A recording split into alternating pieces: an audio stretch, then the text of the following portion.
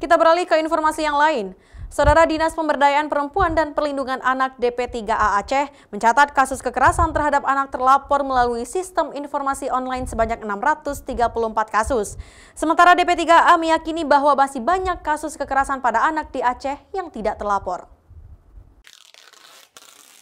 Data kekerasan anak yang terlapor melalui sistem informasi online perlindungan perempuan dan anak Dinas Pemberdayaan Perempuan dan Perlindungan Anak Aceh merupakan kasus yang terlapor. Sedangkan pemerintah meyakini masih banyak kasus kekerasan tersebut yang tidak dilaporkan. Hingga 2023, jumlah kekerasan anak yang tercatat berjumlah 634 kasus, dengan kasus tertinggi pelecehan seksual dan pemerkosaan. Dari data yang ada, korban kekerasan pada anak di Aceh didominasi oleh kasus kekerasan fisik, psikis, penelantaran, pemerkosaan, pelecehan seksual, sodomi, eksploitasi sosial, hingga trafficking.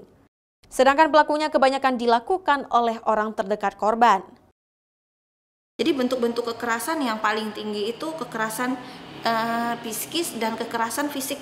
Kemudian yang kedua pelecehan seksual dan seksual incest, itu juga kita sangat mengkhawatirkan karena di Aceh yang kita tahu kita dengan syariat Islam, kalau pelaku rata-rata orang terdekat. Makanya kita juga tahu bahwa kalau itu orang terdekat maka kita butuhkan itu ketahanan keluarga. Bagaimana si keluarga itu mampu melindungi si anak-anak baik dari lingkungan maupun masyarakat. Tapi ini kita sayangkan bahwa pelaku adalah orang terdekat. Pemerintah melakukan berbagai upaya untuk mencegah terjadi kekerasan pada anak, di antaranya pelatihan aktivis terpadu berbasis masyarakat, salah satunya meminta Keci untuk mengetahui bentuk-bentuk kekerasan pada anak, serta program penguatan ketahanan keluarga. Mustajab, Kompas TV, Banda Aceh.